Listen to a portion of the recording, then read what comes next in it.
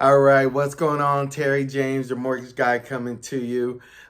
This is part two of can I use rental income to help qualify for the purchase of an investment property or a rental property? All right. So one thing I wanted to talk about on there was in the first video, I was talking that you have a home, you just want to buy a new home, how that works with rent and everything like that.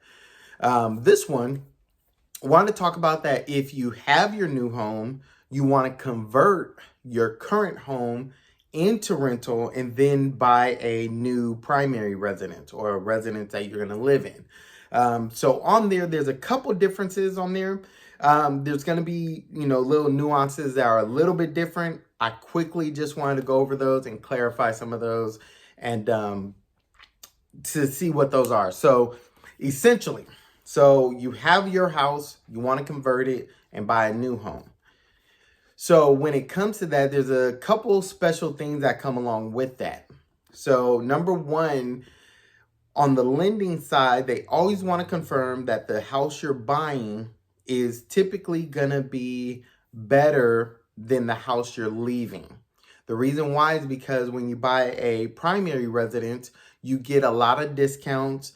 Pricing is better. Down payment is better. A lot of things come with buying a primary residence versus a investment property. So because of that, a lot of people would then turn around and say, oh yeah, I'm going to sell my place, or I'm going to rent out my place and I want to buy a new home, even though that new home might be an investment property. So people can use that as a tool or as a loophole. So what lenders do to prevent that, to make sure that you really are buying a primary residence, is there's a couple of things that we're going to go through that kind of make sure that you're really buying a primary residence.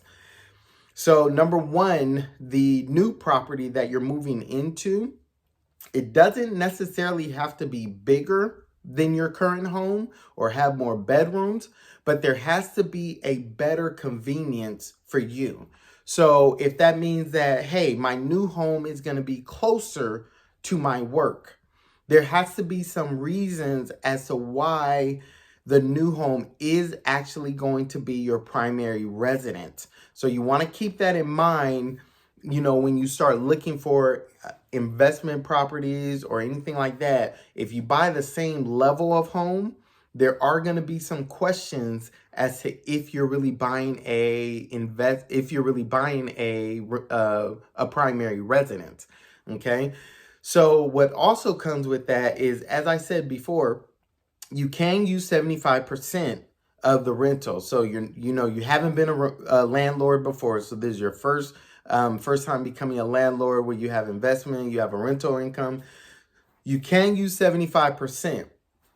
However, the difference on this is going to be is that if you need that 75% to qualify for your new primary residence, okay, if you need that income to qualify, you are going to have a fully signed lease agreement on your current home, and you're going to have a deposit received. You're going to have to show documentation that you received the deposit for your current home that you're leaving.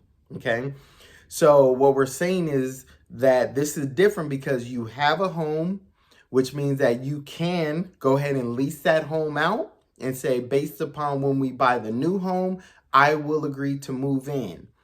Okay. So before you close on your new home, your current home, you're going to have a fully signed lease agreement.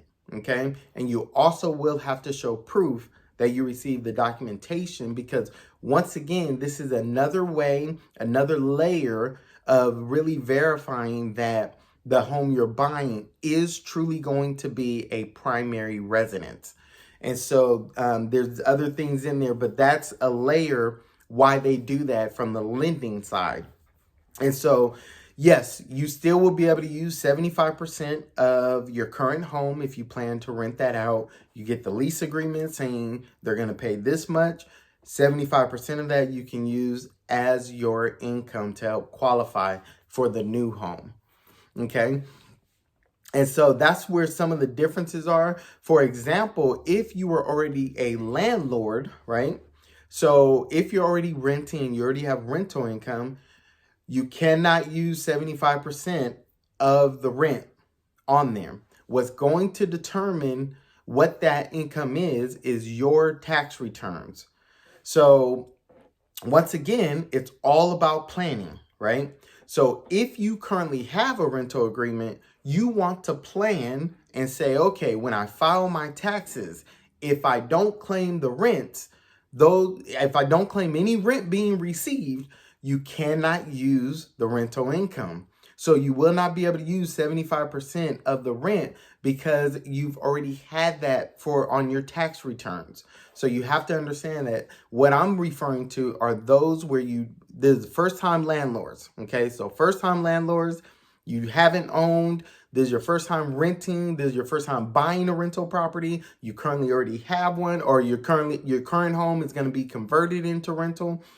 This is what that's referring to. So keep in mind, if you are already a landlord, if you already have investment properties, you cannot use 75% of those rents as income. What's going to determine those rents are your tax returns. Okay. Now, the great thing is, though, is that if you already have the rents and they're on your tax returns, you can use 100% of whatever it is you get. So there's a disadvantage, but that's a plus. You're able to use all of your rent as 100% income if it's on your tax returns. So there are some things where, as long as you file, you can deduct some things with the home. I'm not going to go through that right now, but on your tax returns, your CPA might be writing off different things with the home, insurance, all these things. But at the end of the day, the rents received and how it is on your tax returns, which is going to be your Schedule E. There's certain line items that are added on there. How it looks on there is what's going to determine what that is. All right. But I just wanted to go over briefly part 2 of can you use rental income to help you qualify? Yes, you can if you're first time buying a rental or if you're converting your current home to a rental and you're buying a new primary residence. All right. Make sure you always hit the like button, hit the comments up if you have any other questions, and always subscribe so you can be aware of any other videos that are coming up. All right. Later.